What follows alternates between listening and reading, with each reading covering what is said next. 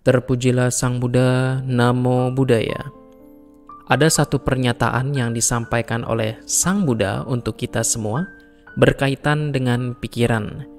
Sang Buddha mengatakan, "Wahai para biku, saya tidak melihat satu fenomena yang lain yang ketika fenomena tersebut tidak dikendalikan membawa pada kerugian yang besar. Fenomena tersebut tidak lain adalah pikiran." Pikiran, wahai para biku, ketika tidak dikendalikan, ketika tidak dijinakan, akan membawa pada kerugian yang sangat besar. Itu yang disampaikan oleh Sang Buddha di dalam salah satu khotbahnya yang kita bisa melihat di dalam Anguttara Nikaya Adantawagga. Bapak, Ibu, saudara-saudari sekalian, apa yang disampaikan oleh Sang Buddha tentu memiliki sebuah kebenaran, yang mana sekarang kita bisa melihat sesuai dengan pengalaman kita dalam kehidupan kita sehari-hari, bahwa memang segala bentuk kerugian, segala bentuk hal yang buruk, pertengkaran, konflik yang sederhana antar anggota keluarga, bahkan konflik yang sifatnya masif antar negara, itu semua disebabkan karena pikiran yang tidak terkendali. Ini disebabkan karena pikiran yang tidak terjaga, pikiran yang masih dikuasai oleh keserakahan, oleh kebencian, dan oleh ketidaktahuan. Kalau kita perhatikan, mengapa satu negara dengan negara lain mereka berperang? Tentu mereka berperang karena keserakahan. Barangkali mereka berperang antar satu negara dengan negara lain karena ingin memperebutkan sumber daya alam, ingin memperebutkan wilayah teritori. Nah, semua itu disebabkan karena pikiran yang tidak terjaga, pikiran yang tidak terkendali. Bahkan, mengapa ada beberapa konflik yang mengatasnamakan agama? Padahal, seperti yang kita ketahui, agama mengajarkan kita untuk hidup dengan kedamaian, untuk hidup dengan cinta kasih, dengan kasih sayang.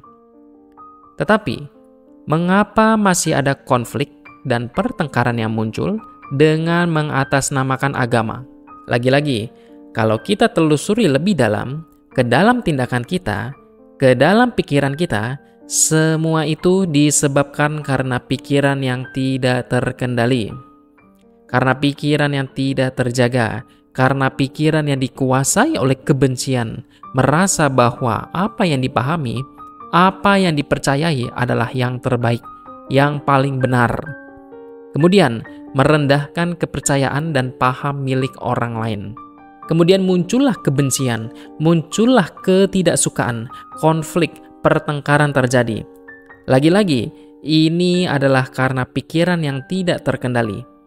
Semua hal yang buruk, semua hal yang tidak baik, yang tidak bermanfaat, pertengkaran, konflik, bahkan peperangan yang masif, semuanya terjadi karena pikiran yang tidak terjaga, karena pikiran yang masih dikuasai oleh pikiran-pikiran yang buruk, keserakahan, kebencian, dan juga ketidaktahuan.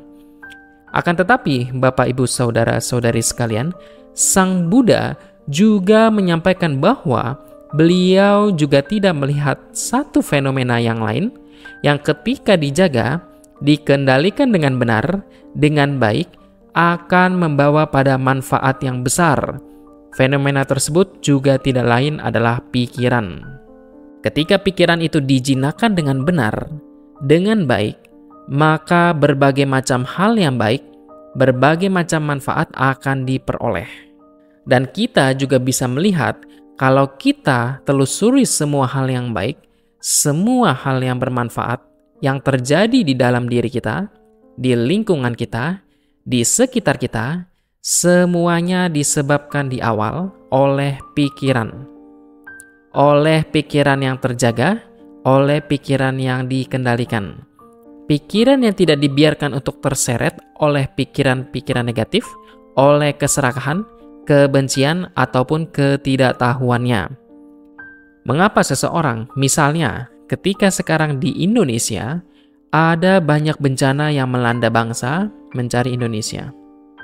Kemudian dari berbagai daerah mereka tanpa melihat agamanya, apa sukunya, apa bangsanya, mereka saling menyokong, saling mendukung, memberikan yang terbaik kepada mereka yang terdampak, pada teman-teman kita yang terdampak oleh bencana. Mengapa ini terjadi? Ini semua karena pikiran. Di situ disertai pikiran yang dipenuhi oleh cinta kasih, oleh kasih sayang, dan di situ tidak ada kebencian, tidak ada keserakahan, tetapi ingin berbagi, ingin memberi, ingin menyokong, dan ingin membantu.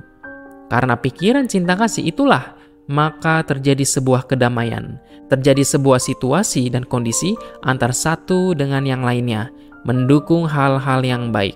Mengapa antar agama satu dengan yang lainnya, terjadi sebuah keharmonisan?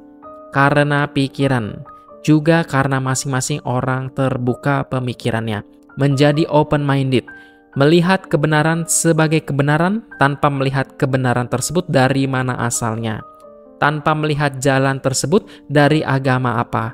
Kalau itu adalah kebenaran, lihatlah itu sebagai kebenaran. Karena pikiran yang bijaksana, pikiran yang open-minded, pikiran yang tidak dikuasai oleh kebencian, maka terjadilah sebuah kedamaian, keharmonisan, maka segala hal yang baik, segala hal yang tidak merugikan, semua itu muncul dari pikiran yang dikendalikan, muncul dari pikiran yang dijaga, termasuk kedamaian antar satu negara dengan negara lain. Semua juga terjadi karena masing-masing anggota warga masyarakat membimbing setiap negara pemimpin. Setiap bangsa yang memiliki pikiran yang terkendali, pikiran yang terjaga dengan baik, sehingga muncullah keharmonisan. Oleh sebab itu, Bapak Ibu Saudara-saudari sekalian, berbicara tentang kedamaian atau konflik yang terjadi di lingkungan kita, termasuk di dalam diri kita, semua itu bermula dan berangkat dari pikiran. Dan tentunya, setelah mengetahui bahwa yang menyebabkan konflik yang terjadi di sekitar kita disebabkan karena pikiran yang tidak terjaga, dan kedamaian, harmoni, serta kesejahteraan, kebahagiaan yang terjadi di sekitar kita disebabkan oleh pikiran yang terjaga. Maka orang yang bijaksana akan senantiasa menjaga pikirannya. Orang yang bijaksana akan senantiasa untuk tidak membiarkan pikirannya, untuk tidak membiarkan batinnya dikuasai oleh pikiran-pikiran yang negatif, oleh pikiran-pikiran yang tidak bermanfaat. Ketika ada kebencian yang muncul, lenyapkan. Ketika ada keserakahan yang muncul, hancurkan. Dan itu yang harus dilakukan oleh kita. Setiap manusia yang menginginkan kedamaian, baik untuk diri kita maupun kedamaian untuk lingkungan di mana kita tinggal, di mana kita hidup. Itulah Bapak Ibu, saudara-saudari sekalian. Semoga apa yang saya sampaikan bisa memberikan pemahaman. Semoga kita dapat merealisasi kebebasan sejati. Sabe sata bawantu sukitata, semoga semua makhluk berbahagia.